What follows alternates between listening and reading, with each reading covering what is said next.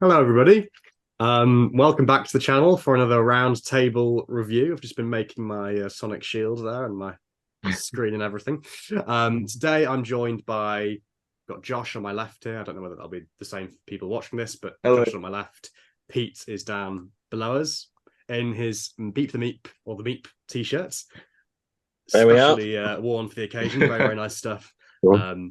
So yes, we are today going to be doing a roundtable review of Wild Blue Yonder, second 60th special, hot off the heels of the video we did, or the audio thing we did, the podcast thing we did last week at Riverside Studios. We thought we'd continue it on Zoom, might as well, because we'd predicted this one. We'd laid down some expectations and predictions for it.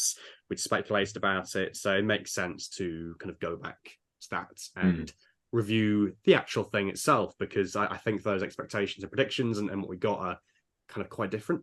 So I guess let's start off with that. Really, we kind of addressed our expectation and predictions going into this, but so actually watching this go out, both of you, what did you, I don't know, like, what were you thinking? When did you realize, like, at which point did you realize what it was going to be and what was kind of going on with it? I mean, I think firstly Well, we hang should on, say we've got a Miles is. visitor. Oh, is Miles about to join us? I I was going to think say he's so. crying in shame because the Wirren isn't in it. By Here he is some now. Hello. trickery, we have There he Miles. is. Hello. Hello. My arms are too Hello. long. How are we doing? Oh, Very, very well. We oh, have I literally just asked the first question to the group, so perfect timing. I'm nothing if not prompt and well timed. Yes. I was just saying there was So no Wirren, Miles. nowhere in, There is yeah. no we're in 0 out of 10. Mm. Let's send it here. Yeah. Yeah. Yeah, we were just thinking Yeah. about expectations going into it and when we were watching it go out, like when we realized what it was and what was going on Mm, and how that compared to what we thought it was going to be, sort of our thing. expectations. Yeah. Yeah, it's interesting, isn't it? How there is I think the point when we realize that duplicates are involved, that's when Mm. you realize, okay, this isn't a Yeah. straightforward, you know, the Wirren is back. It was something very different. I think that's the moment I realized. I don't know about you guys. Yeah, very I How many, very spent, how many weird. times has everyone watched it? Have you watched it twice? yeah, I've watched it twice. I've Yeah, watched it nearly once twice for me. Yeah, most of it. yeah, yeah. Mm. Uh-huh. The I've second only time I seen it watched once. it, have you only seen? Oh, okay, interesting, mm, interesting. I Mm. mean, I thought my second watch of it would kind of, when you watch something on first broadcast and you think that was amazing. When I watch it again, it's all going to be ruined. But I watched it again, and I have to say that really cemented my love for this one. I don't know about you guys. yeah. I think I'd say the same actually. On first watch, I spent the first 20 minutes because the first 20 minutes is just Doctor and Donna walking Mm. around. I turned to my friend because I was watching it in my house at uni, and I said, "Is it going to be like Waiting for Godot for Doctor Who drama Yeah. students, by the way? But Uh-huh. is it going to be like they're Yeah, just waiting for an alien threat to arrive that never comes, with it all Yeah. moving really slowly and the robot that's moving slowly?" But I think as soon as the Doctor left, and then the not Doctor came Mm. in, there was something about David Tennant's performance. As soon as he walked in, you I knew. clicked something wasn't Did right. people realize when he actually walked in? Because I think for me, it took a bit longer because I was just kind of, I think it's like when they were cutting between the two things, the two scenes. Mm, That was when I kind of thought, well, first of all, there's something weird going on here. It took me a moment, I think, mm. to properly twig. But did people kind of get it straight away, or how was it? It I was a think bit I of a got it jump, straight wasn't away. it? There was a bit of a jump in between the scenes. Yeah, It Yeah, felt a bit odd. And I think that's yeah, when I got it. Yeah. I think it's mm, because you can either assume, oh, he's just very quickly dealt with his water room situation and come yeah, back. I uh-huh, think mm, that's at first that's what I assumed. But as soon as we cut to his face and he's smiling and yeah, it's a very vacant look, I think mm. that's when I realized, okay, this is. But that's why Tennant's so good. He doesn't even have to have long arms, and you know that he's Yeah. different. There's something wrong with him. Um, yeah. It's the it eyes. was It's the way that it's the he eyes. expresses There's that himself. It's deadness incredible. behind there. Yeah. Yeah, I think excellent as stuff. well, the tension that was built up for those first 20 minutes, I got really paranoid. I mean, it's the same with you, Miles, last week when as soon as you went to the car park scene, so it was like I have no idea where this is going. As soon as they went through that door and it was the massive CGI corridor, it was like we've not seen any of this. I have no idea what's going to happen. And the tension that was built up for those first 20 minutes, as soon as they separated, I was like, something's going to happen. I don't trust. This is it. That's the moment, isn't it? It's when they go their separate ways. It's like, oh, now there's no one to protect each other. It's all gonna, And you felt it as well, didn't you? You were like when he leaves the room and Donna's like, "You're gonna leave me on my own," and it's like, I really was like, "Don't leave each other. You are the only people. Do not leave each other." Yeah, really, really great. Yeah, that's basically all I'm going to be saying for this whole thing. Is just like really great, fantastic, amazing. That's the level I'm at. Do you think it was too secretive in terms of the marketing, or do you think it was perfect in how they did it? Did anyone hear the official Doctor Who podcast? Just to mention it again, like we did last week. How Russell made a point of that basically and said, "What do you think? Do you think we made a mistake by doing that? Because expectations therefore get raised, don't they? Especially in this anniversary time period." It's interesting. What do we all think? I think it was secretive. I think it was overly secretive. I don't think it should have been that secretive, but I don't know. I think because they didn't have like a press screen or anything, when like big finales have had it and big regenerations have had it, it's like. I do see where Russell was coming from in that if you do a synopsis of this episode and you try and sum it up, the synopsis does kind of give away most of the structure because it is very simplistic. So I can see why it was done, but equally I totally agree with you, Pete, that it kind of had the wrong effect rather than I think most of us kind of went in not expecting, Matt Smith and Capaldi and all this sort of stuff, but I think you're right in that it kind of it made us assume there was something else to it, and therefore that then changes the way you perceive an episode, which is why I think a second viewing helps, because you then know, like last week with the Star Beast, I kind of said I can't wait to watch it again and appreciate it for its own merits. I think you can do the same with this one, and you can go into it knowing what it was aiming for, if that makes any sense. But honestly, in my opinion, I feel like it was the right move to just shroud this in secrecy, because we knew so much about the Star Beast. We know a lot about the Giggle next week. We know that certain characters are returning. We know that the Toy Maker is the villain. It was nice to have that. That's what made me excited about this episode, the fact that we knew nothing about it, and we're experiencing this story purely through the eyes of the Doctor and Donna. We're on the same level as them in that we're exploring this spaceship just as they are. And as Russell said in the podcast, it is a quite simplistic story in that they meet their doubles, they're terrorized and chased by them, and then they escape. But the lack of information we knew going into it, and especially that ending, which we'll get onto, when the wrong Donna gets taken briefly, not knowing what was going to happen made what could be a pretty predictable story, to be honest, unpredictable. And so I think it was the right move. I think personally I'm a bit more mixed, a bit more like Pete maybe on this. I think I can see why they did it, and because I guess like when we look at it like, okay, what were they holding back? What was it that was preserved? Part of me goes, okay, did the stuff we got from that necessarily live up to the amount of hype they created?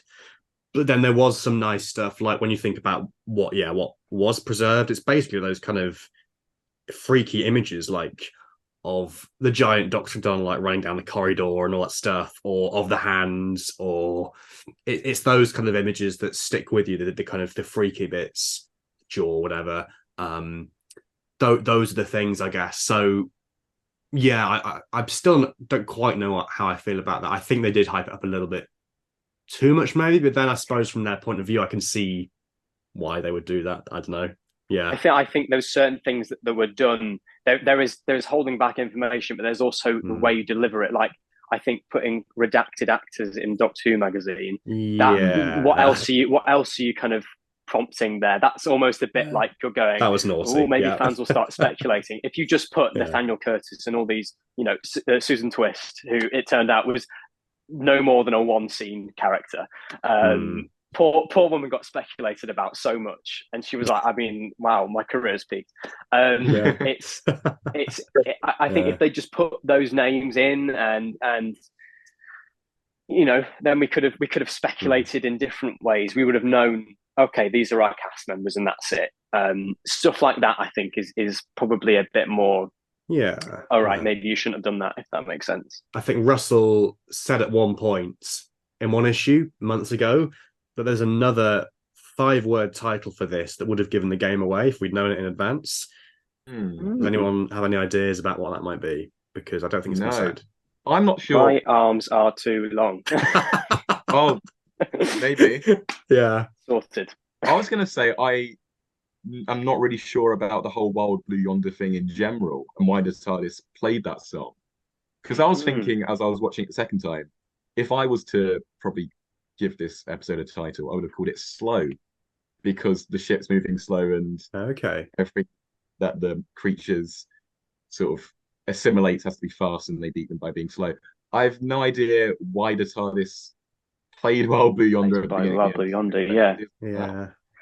Do you think it will play into the giggle? Do you think because the Doctor mentions something about because obviously it's a song about going to war and stuff like that. The Doctor kind of when they chat about it at first, he says something along the lines of, "Oh yeah, I wonder why we'd be saying that. Maybe the Toy Makers had some influence. Who knows? Yeah, wonder possibly." It's a great title. It's a cool title. It is a good title. Yeah. I think sort of just venturing into the unknown, like with the marketing, it's an unknown and we're going into it blind, maybe. I also didn't feel that the episode was kind of that 60th vibe in it. I don't know. I didn't feel very celebratory in terms of. I thought it was quite a good story. I don't think it's the best story Russell's ever written, but I thought it didn't feel very 60th. I don't know what you guys think about that. I think on a meta level, we both had multi-doctors. We had it set in the longest corridor ever seen in Doctor Who, running down corridors. It's a sequel to Underworld, CG environments. It's a homage to those kind of experimental eras of the show with, Vaseline covered lenses in the Web Planet and, Underworld sort of green screen worlds and things like that. But I totally agree. And I can see where people are coming from when they say this doesn't feel like if this was a special for the 60th, you would not pin this down as that. I think people would argue that the element that's special within the whole trilogy of these episodes is David and Catherine coming back. But does that celebrate 60 years? I'm not sure. Yeah. I think because like you say, like there's the ingredients there that are like stereotypical archetypal Doctor Who, like the corridors, the monsters, the running down the corridors away from the monsters and all that sort of stuff. I think I've seen it said by lots of people that it kind of feels a bit more like a mid-season episode, or like kind of like your midnights and stuff, the stuff you get like towards the end of a longer run. And I do sympathize with that a bit. I think I guess it still is the middle installment in a sense. It's still that sort of middle chapter, but for 3 specials, like for a trilogy, it feels a little bit weird. I agree. The story, the concepts and stuff, it was nice, it was good, but maybe it lacked a little bit of that. But then again, like Miles says, like watching it back today, like and seeing David and Catherine there, and just actually when you kind of step out of it for a moment and think, oh my God, how lucky are we to have those 2 back? Like, I suppose that's kind of, it's so ubiquitous now, just like, oh yeah, they're back. But like, obviously there was a time when they weren't. So it's, I don't know about that. And there was also a degree of that feeling about the things that we were talking about the flux and about the Doctor's past and things like that. Of course, we get references in every episode of Doctor Who. It's inevitable, even 60th or not. But it did feel like, oh, hang about. This feels like this is really being drawn to the fore in a lot of these scenes. Yeah. Yeah, I'd say the 60th anniversary aspect is the fact that David Tennant and Catherine Tate are in it in the first place. But in this episode, especially, like with the whole mention of the flux, but also just the fact that we got to concentrate on them both in a two-hander, we really got to see how much the characters have changed since 2008. I mean, what did everyone think of the 14th Doctor's characterization in this? Because I really liked it, and I think that I'm sort of preferring him to the 10th Doctor already. I've seen a lot of people say that. Yeah, I've seen a lot of people say that. Yeah, he's changed a lot and grown a lot, I think, and he's different enough to the 10th now that you can see two different Doctors there. Yeah, it's funny because we were talking about this the other day, like how David was making this such a big thing of like, well, they wouldn't have asked me back if I wasn't going to just do it the same way. And obviously, as a performer, it'd be hard not to go to the same tropes again. But naturally, he's 15 years older. The character is going to be changing along with that. And I think whether Russell knows it or not, he is writing this character in a slightly different way, even drawing attention to it in the fact that he mentions about Isaac Newton and all that sort of stuff. Yes, I do think there is a difference there. Yeah, I think he's certainly more. He feels a bit more emotionally mature, and just mature in general, I suppose, doesn't he? In lots of different senses, he feels a bit more. I don't know, like aware of himself and what he's doing and what he's saying and stuff. It feels, it's nice to kind of have that. He sort of feels more like a David Tennant Doctor for our times, I think, in a way, which is nice. That's a good way of saying it. A David Tennant Doctor for our time, for our era. Yeah, I like it. Yeah. I have been really enjoying him in these. I love the 10th Doctor. I love David Tennant. He's the Doctor who got me into Doctor Who. So, but I've been really enjoying his take on the Doctor in these episodes. He's just got a fantastic spin, and just Tennant as the Doctor. A little thing like him being in that water room and he was twiddling the pipes and stuff like that, and he gives that lovely speech about, I wonder where the TARDIS goes when it disappears with the Hads. Does it get worshipped and all that sort of stuff, and he's not just literally standing there saying this speech. He's twisting dials, he's checking things, he's doing this. It's like, as a performer, the dexterity to be able to do those two things is an incredible thing to watch.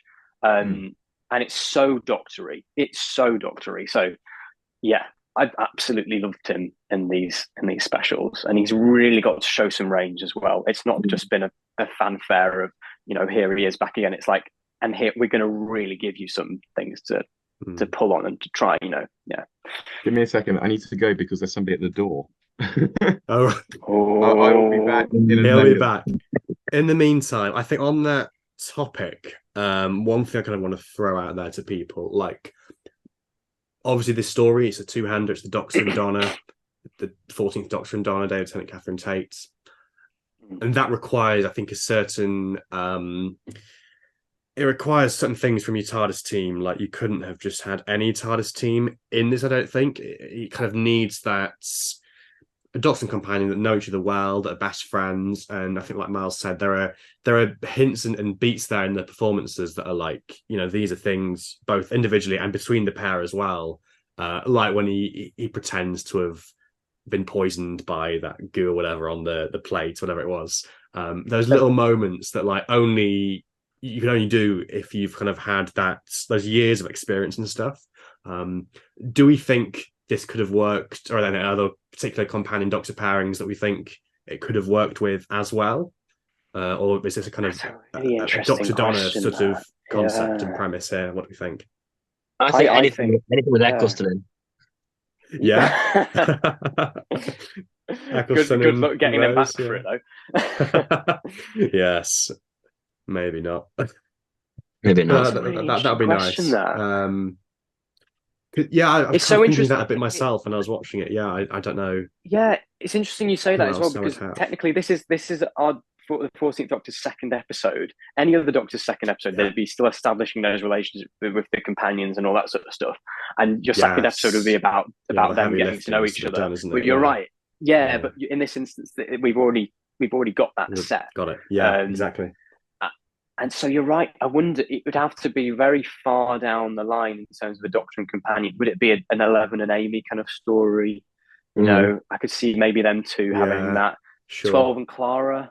12 and Clara, maybe. In terms of having a really like firmly established relationship, maybe it could even be something like 12 and Missy.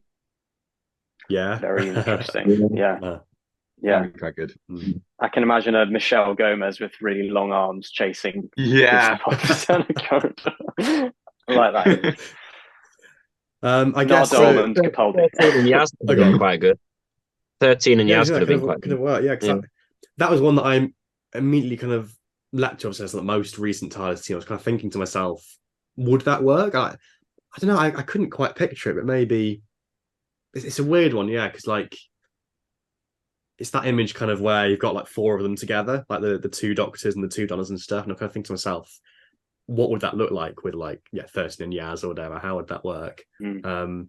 I guess any companion that's been around long enough where they've had like multiple seasons with the Doctor and stuff, and it is that thing. I think you do have to have that relationship built up for this. That's what really makes it work. All that heavy lifting and stuff is done. It's all established, the relationship, and then you can just play around with the characters, I guess. Should we talk a bit about the sets, the visual effects, the prosthetics, green screen, because that was a big thing going into this as well. It was, again, one of those things that was one of the things they actually managed to preserve in terms of the secrecy and stuff. That was one of the main things that actually ended up being.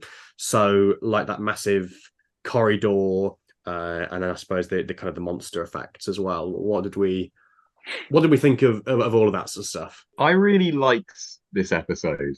Can I just say that? I really liked it. Okay, I see where this is going. But I did think that even though we've got a Disney Plus budget now, we're still not at the level where it really looks convincing. I mean, as soon as they walk through that door and you see that massive corridor, you can tell that it's green screen. As impressive as it is. Yeah. To the point where, again, I was theorizing in my head because we had no idea what was going on. I was thinking, are they in like a computer simulation world? Almost? Yeah. Okay. I think maybe it's just like the color grading of it as well. If it was a bit darker, a bit more grimy. Yeah, it's very bright, isn't it? Very bright. Very clean. How does it compare to the Disney stuff, like the other Disney stuff that's going on at the moment, like Star Wars and the Marvel stuff? Because I've not watched any of it. No. I don't know. Have you? So no, I mean, I've seen a fair bit of it. The Mandalorian is the one that springs to mind, and in that I forget the name of it. They've got this huge soundstage. Is it called the Dome or something like that? And they use projections and they project a live image onto things, and the lighting that they've got is like live and it reflects those kind of things. And I think they used elements of that kind of smart lighting in the Star Beast when Donna and Rose are letting go all that energy. Apparently they had lights on set which reflected the exact of the effects they were going to do, so that you don't light off the performers. So I think that the reason that works in the Mandalorian and things is because that's a real element that you're reflecting onto these actors, onto the performers. What they've kind of done here is gone with the match of the day approach in terms of the virtual set and utilize that tech. And what it put me in the mind of recently was an Inside Number 9 episode that they did with Lee Mack, where they put him in a virtual game show studio, and it looked very similar. Not to downplay the Doctor Who stuff, but I think weirdly this does throw back to Underworld. They had a lot of faith in the blue screen technology that they were using back then, and they thought they'd got it. I mean, sure, it was a rush production, but they thought, right, we can do this. This will be fine. And Doctor Who, in this instance, here's a new piece of tech. The cameras will reflect the movements we're taking in this virtual environment. We can see what we're doing, and of course, there was a bit of enhancement later down the line. We saw that Unleashed, but I think there's still some work to be done. I love how Doctor Who is pioneering that approach. It's probably one of the first dramas to actually use that virtual studio, virtual set kind of tech. But there's a bit of a way to go, because it did look very flat at times, particularly in the earlier scenes. Later scenes, when the bomb was about to go off, I wasn't thinking about it so much because there was all the red lighting and things were going off and there was a lot more going on. But initially, when they just held on those shots, I think there needs to be a bit more work done. But like Josh says, I loved the episode. I want to stress that. You know, I thought it was great. I was going to say I feel almost the opposite in that regard. In that I think at the beginning it looked fine. It was those shots when they were running down the corridor at the end where I think it looks a little bit. But because there was a lot being done on screen. Sure, I get what you mean. Mm-hmm. And it did a full sort of Rebel Flesh, almost people at the end as well, where he starts going on all fours and sort of chasing down the corridor. Yeah. I did. All the callbacks, and Miss Evangelista, of course, as well. Like when all the stuff was going on with the eyes and the faces and everything. There are so many things. That it is a pulling upon. Look at all these and like it's all the things that freaked us out as kids. Yeah. We've got 10 minutes left. We might have to start a new one. Never mind. So it did feel very Moffat-y as well, didn't it? It felt like quite a Moffat episode. It did not strike me as a Russell script, this, I'll be honest. There was a lot of elements that I sort of felt, I could see this weird stuff going on in a Moffat script, but Russell, I could see Russell putting, a blue humanoid alien in here, but not so much this weird body horror that Moffat would go I think for me as well, there are two things really. The title, like the cryptic title of Wild Blue Yonder, and the way that was done as well, that felt quite Moffat. And watching it back as well, I think there's a moment where they've got that glass screen down between the Doctor's Honor and the aliens, whatever they are, and essentially when the Doctor's kind of just speaking out loud and working everything out and kind of going at a million miles per hour, his brain, it's like that again was quite a Moffat thing, kind of Sherlock-y, sort of Doctor Who-y type thing. It's interesting that it kind of, there were certain things in this that I think did feel quite Russell, like when Donna was talking about her family or things like that. And the kind of the whole like sci-fi thing as well, that felt quite unlike him, like to go so hard on the sci-fi and on the kind of babble maybe and all that kind of stuff. And the kind of the Moffatisms as well, that came through. It was interesting. I feel like the most Moffat-y part of it was the pre-title sequence of the whole Mavity. How could I forget? Joke. Which ran all the way through it, which I thought was going to have a payoff in the actual plot of the story, the resolution of the story. So are they going to call Gravity Mavity in Doctor Who from in the Doctor Who universe now? Yeah. Are they just going to avoid the word? I'll be avoiding the word because I tweeted the word gravitas in my tweet about the episode, and my notifications haven't stopped with people going, "I think you mean Mothertas." Like, yes, get it. It's very funny. Great. Let's move on now. What Russell was really good at in his first era was like catchphrases for you to grab hold of in terms of the monsters. So you've got like exterminate, delete with the Cybermen, Sontar Heart with the Sontarans. For the past week, people who have seen the Star Beast have gone up to me and been like, "Oh, meep meep," and now this, you've got my arms are too long. And I'm sure there'll be something next week in the giggle. Maybe it'll just be a laugh or whatever, but something for you to sort of grab hold of and imitate in the playground. So I think Mavity is just another one of those sort of things to sort of say as a little in-joke to fellow Doctor Who fans. What do you think the general public made of the episode, though? Because I've got a few colleagues that came up to me today, actually, and spoke about it and said that they didn't quite get on board with the second episode as much as the first one. That's interesting. I watched, my second viewing was with Izzy and her family, and her mum isn't a big fan of Doctor Who, and she finished the episode and went, "I really enjoyed that. That was a really great piece of telly." So who knows? That's interesting. I wonder whether it would have been too weird for some people or just not the right thing. I think it also depends how much you like horror as a genre, because I find horror at times quite dull, and I find suspense quite dull. But I think if that's your bag, if that's the sort of thing you like, then it probably was quite good. I think the beauty of Doctor Who as well is the fact that it changes week by week. And I think from people that I've spoken to, a lot of people who weren't too keen on the Star Beast really like this.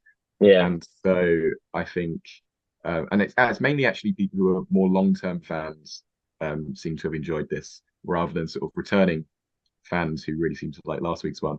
So yeah, I think loads of people still tuned in for this one. We've got the viewing figures now, haven't we? And it's not much of a drop at all. So I guess we'll see with the giggle next week if it put anyone off. But I think it's just part of the show that it changes genre and it changes vibe with every episode. Can we talk about Bernard? Yes. Let's do that before, Absolutely. Let's do Bernard. Take it away, Pete. Bernard was in it. Well, what else do I need to say? It was so great. Enough said. Yes. I got really emotional watching that scene again. You know, when I watched it the second time round, I think it took me by surprise on the first time. I knew we were going to get it, but the second time round, I was watching it knowing full well, after all the comments we've heard, it is Bernard's last scene that he shot and that he was able to shoot. That man, I just quote the 14th Doctor in The Star Beast. I love that man. I absolutely adore him. I'm going to get emotional just speaking about him, but he's fantastic, isn't he? Yeah. It was really lovely. Yeah, I think for me, like after everything that had gone on, like mentally, by the time that bit came on, I wasn't really in the proper mood to like appreciate it or to like listen to the dialogue or pick up. Well, I got a general gist of what's going on, like the cliffhanger stuff with the world ending or whatever. But yeah, like you say, Miles, I think going back to it, bless him, you know, going back and watching him there, acting his socks off and the facial expressions and stuff that he does, like kind of the emotion, sort of emotional reaction to seeing the Doctor again is really, really nice. I think you can tell that Bernard loves Doctor Who as well, or loved Doctor Who. Yes, and you watch like the clips on Unleashed as well, the behind the scenes clips, and you can tell that he just loves working on it, and it was just. Yeah. It was a beautiful moment. I think the only problem with it was, and obviously this wasn't the way it was planned and obviously couldn't be avoided, but it leaves you wanting more. You want to see more of Bernard. You want to see more of what's going to happen next. Yeah. It's not so much a final goodbye. It's hard to put a finger on what exactly it is, but you're right, because it wasn't planned to be that way. It's hard to criticize it for any of that side of things, isn't it? It's a weird one because I think it has been said that we would have maybe got more stuff from him, presumably next week, and there's still the stuff with the body double from Bristol to come, but I suppose that would be like a very fleeting thing. I guess the way it's worked out, sort of obviously not planned in this way, presumably, but I suppose it's nice in a sense that they're able to take this episode that didn't have too much else going on in it or too many other people in it, and make that the one that they dedicate to him with the on-screen dedication, and make him one of the secret redacted actors and stuff, and sort of give him a little moment in the limelight, I suppose, as much as they can. It was nice to have that without all the other distractions going on. Like if next week was dedicated to him as well as being like a Regeneration episode and Kate Stewart and Mel and everything else going on, it would probably been a bit too much. Do you think that they had to change much of the scripts for the first two after Bernard died? I mean, you probably know better than me, Richard, with filming dates and stuff. Had they filmed the Star Beast by the time? So all the Camden stuff was filmed fairly on in sort of May of last year, which was about 2 months beforehand. So that's when he filmed his bit there. But the bit like this kind of studio bits, so the bits where like David Tennant and the Star Beast thinks that Wilf has died. Do you think that would have perhaps maybe been? I think that was around the same time actually. Those bits. I think they shot Wild Blue Yonder. Wasn't the stuff in the house some of the first stuff they shot? I think so. So I guess that would have been one of those scenes, maybe. Because I remember them saying behind the scenes that when they shot that scene, where it's like, he's not with us anymore. He was still alive at that point. So. Because he was basically still alive for most of the 99.9% of the production. I think he literally passed just as they were finishing up. So it is it's a weird one. I suppose the story will come out about that and exactly what. I don't think he wasn't alive when they were doing the studio bits for Wild Blue Yonder. If you look on Unleashed, I think that was end of July. I think. Because it was the very hot. They were baking. Did he pass sort of halfway through July? Was it? Oh, I think it was the same week in July. I think it was. Oh, the same week. Might be right. Yeah. I think it was right. But I know that there's definitely sort of maybe a week or two afterwards that they continued or whatever, or picked stuff up, and he wasn't there anymore, sadly. So let's wrap this up. Overall thoughts about this one. So I want to know from everybody, yes, overall thoughts, and also the answer to the question: Wild Blue Yonder or Star Beast? Ooh. Who wants to go first? Should I go first? Go on, Pete. Go on, Pete. Go on. He's got a t-shirt. So, I think I know which one you prefer. So I've only watched it once, and I think I definitely need to rewatch it. Although I haven't been in a rush to rewatch this one like I was with the other one. So that basically answers that. Yeah, I think Star Beast is better. But by no means a bad story. I don't think it's my sort of Doctor Who story. I mean, I'm not a fan of Midnight. I'm not a fan of Blink. So I think that kind of story just doesn't do anything for me. But well written. The acting was great. It was intriguing. There was definitely suspense. There was one point where there's almost a little bit of a jump scare. So that was quite good. But yeah, not really my sort of Doctor Who. And I think perhaps a little bit of a waste of the 60th in some senses, but still a great hour of television, and I think as long as the general public liked it, that's what really matters. Yeah, interesting. I tend to disagree with you there, Pete. I much prefers Wild Blue Yonder to Star Beast. I think just it was an absolute roller coaster because you had no idea where it was going to go, purely down to the marketing. But I think that definitely works in its benefit. And I'm a big fan of stories like Midnight, stories like Wild Enough in Time, Doctor Falls, and even stuff like Shirt So from Big Finish, which is a two-hander. So this was definitely more up my street in terms of what I like from Doctor Who, rather than the Star Beast. I still like the Star Beast, but I think this. But when Russell came back, he said that he wanted to come back to do something new, and I think this is definitely living up to that. This Star Beast was a lot of fun homage, and it felt like a nice pair of gloves that fit perfectly, but it was very much something that I think we'd sort of seen before, whereas this was completely different, and I really loved that. I liked your misquote of the TV movie there, Josh. With these gloves, they fit perfectly.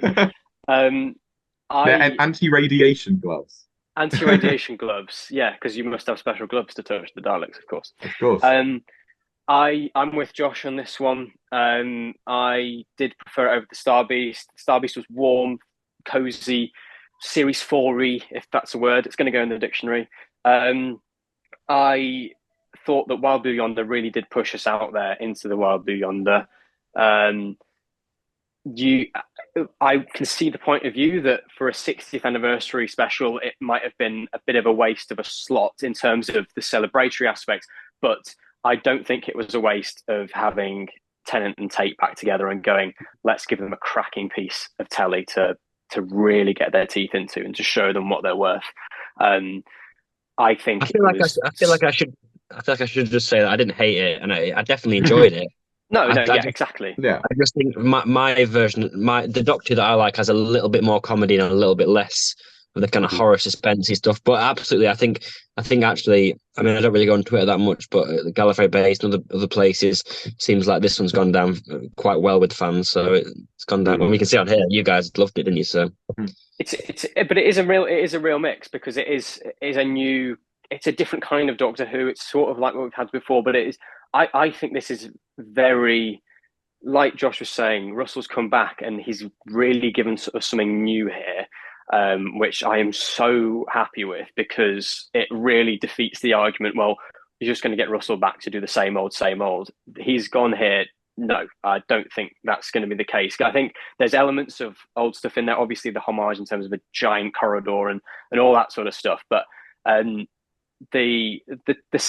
honestly haven't felt as kind of scared by Doctor Who in a long while. There's the scene which I tweeted about when it's 14 and Donna on the bridge looking out into the nothingness, and everything, the production, Tennant, Murray Gold, Russell, Tom Kingsley's brilliant cinematography, it all comes together, and I get petrified by space. Oxygen really terrified me of that sort of concept, and this has kind of done the same thing.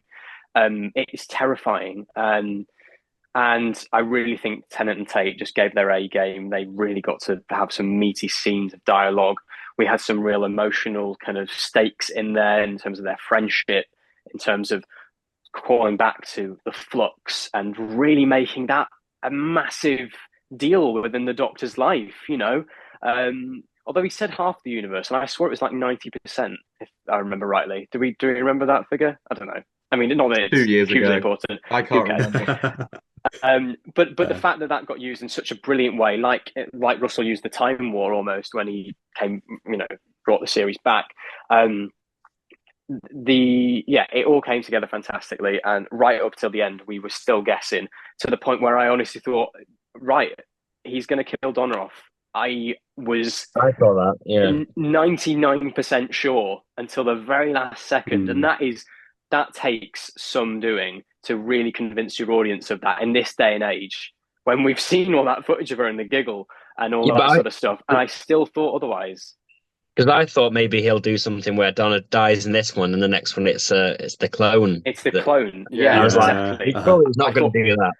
Russell literally could have done that and made that a big plot point. And not to say that by the fact that he didn't do that isn't good. I think the fact that he made us think that was possible is a really great feat of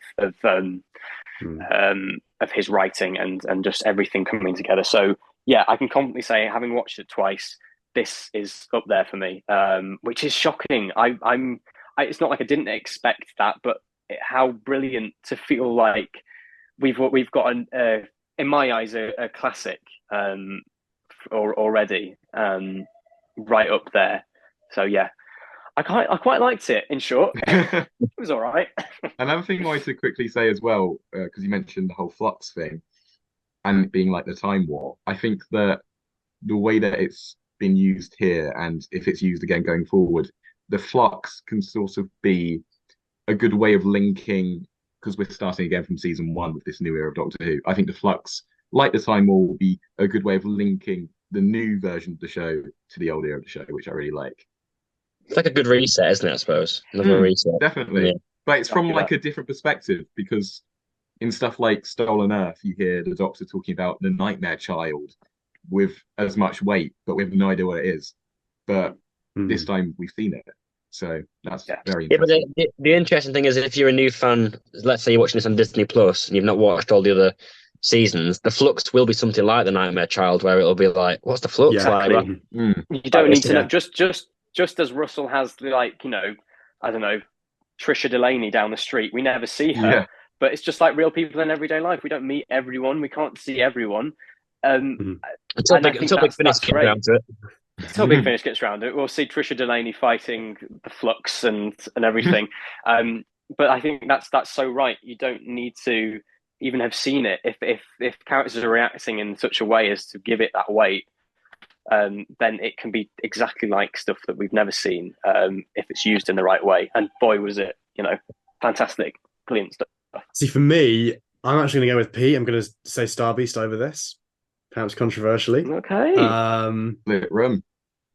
So, yeah. That's a nice even split, isn't it? It's a nice 50-50. Even split. That's a 50-50, yeah. And I feel like that was got a similar vibe for the Star Beast as well, Yeah. Yeah, I think, as we've said in this, it's nice that people who sort of liked one, like last week's, but didn't like this week's, or vice versa. It's nice that there has been that sort of, some people, each one of them has had its own fans, and if one wasn't your cup of tea, maybe the next one was.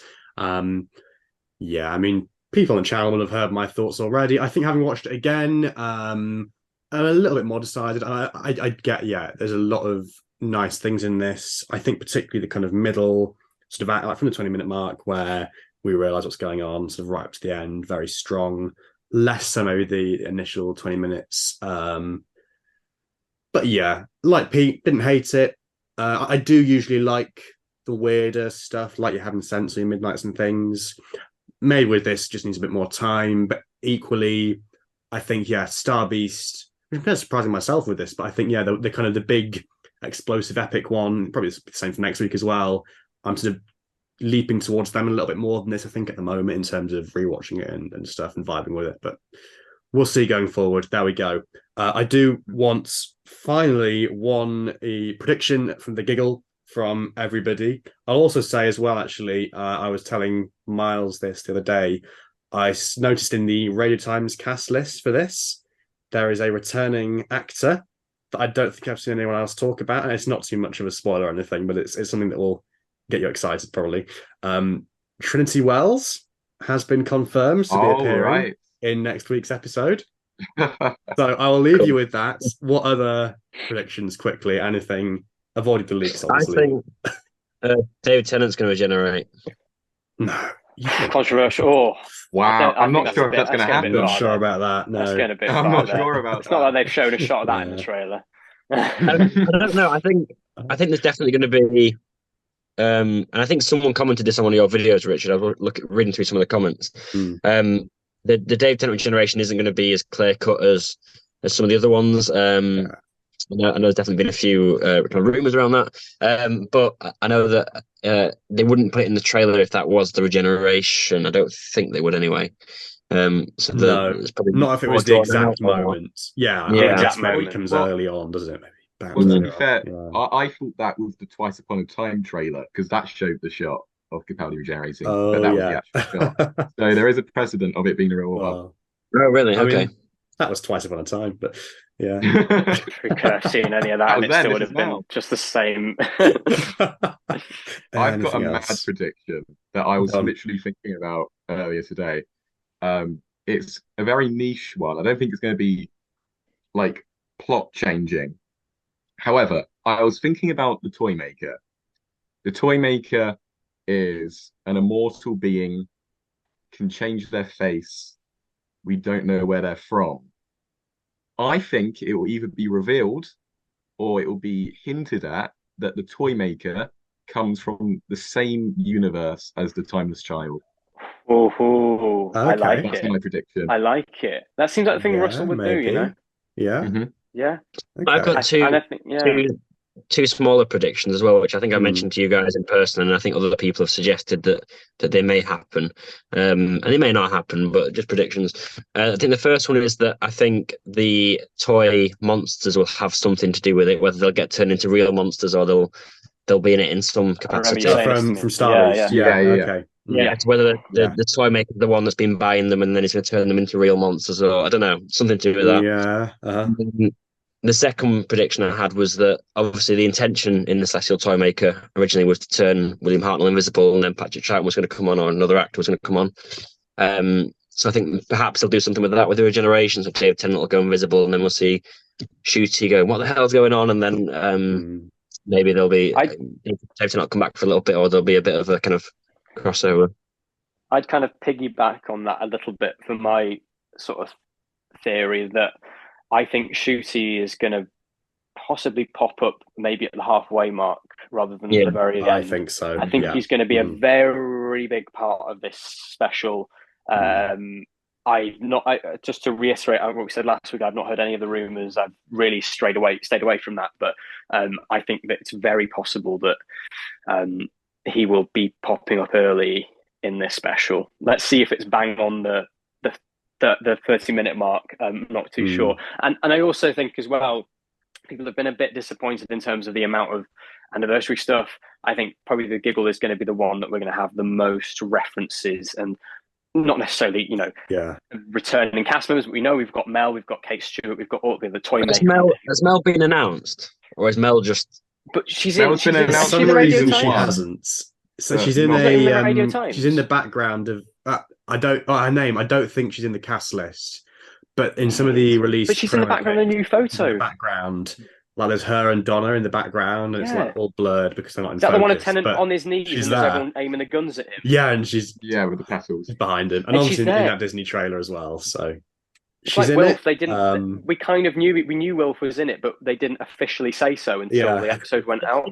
But yet, in this instance, it's the thing with Wilf is I suppose they couldn't put any of Wilf in the trailer because there wasn't really any scenes of him to go in the trailer. Yeah, looking back, actually, maybe Bonnie. I think Bonnie will have a very small part in this giggle episode because it's an hour long. I think there's a lot more at stake than Mel being a focus, if that makes sense. Yeah. So I think Yeah. she'll be introduced lightly, a bit like Shirley was in Star Beast, and then we'll get to know her more when Shooty becomes the Doctor and we see her riding about on a moped with him. Which that's going to be good, isn't it? Bonnie Langford and Shooty Gatwa on a moped riding through London. What more do you want?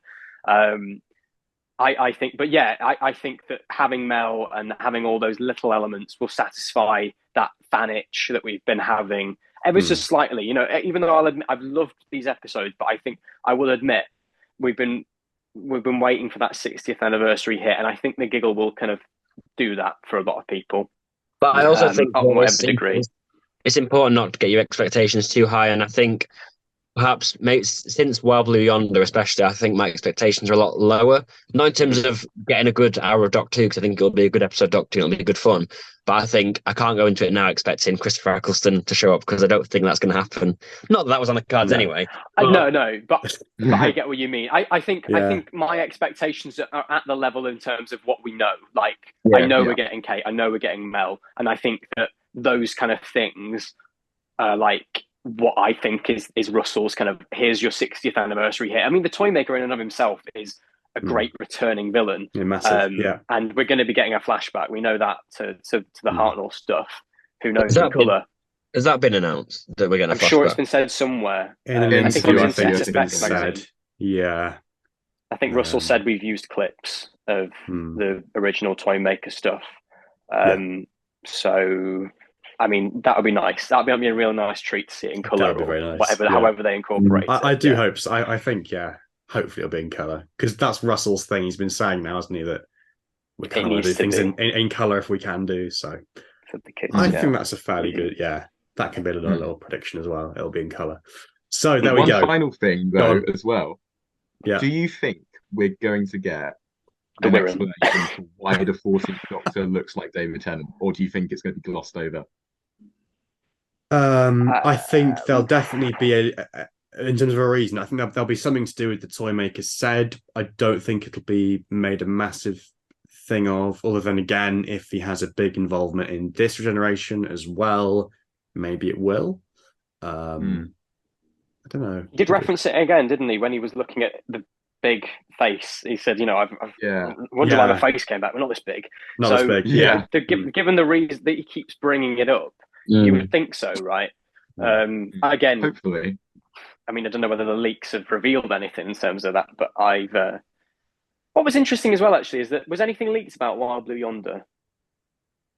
No, I don't think so. Because Russell said in the podcast, he was like, "Oh, it's probably leaked by now, and probably everyone knew what it was going to be." But it seems like, despite the fact that there might be a certain degree of things leaked in terms of the overall story, it was fascinating how Wild Blue Yonder they've still managed to keep it secret. So, the target cover has got 2 doctors and 2 It's got 2 doctors. Nobody clocks. It was there in plain sight the whole time. Yeah. We suppose we knew Bernard got leaked, but that was probably the only thing that was. Yeah, I guess I wouldn't have pinned him down to being Wild Blue Yonder of all the episodes. Do you know what I mean? I would have pinned him down to being the giggle, and that's it. I really didn't expect to see him then. But then as we got nearer to it, I was like, I guess we'll have to see Wilf now, because how else is he going to fit into it? Yeah.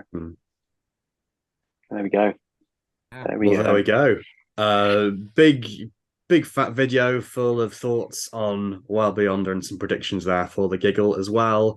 Thank you to everybody for joining me for this roundtable review. I hope viewers at home have enjoyed. Let us know your thoughts on all this down in the comments below, your thoughts, reviews, predictions, and maybe we'll be back in the future for the giggle stuff. Goodbye, I guess. Let's get the Sonic shields out again, Sonic screens. I've got mine. I've literally... Oh well. I've got Stones of Blood target. I can do that. The Sideman head. Bye bye. Bye bye.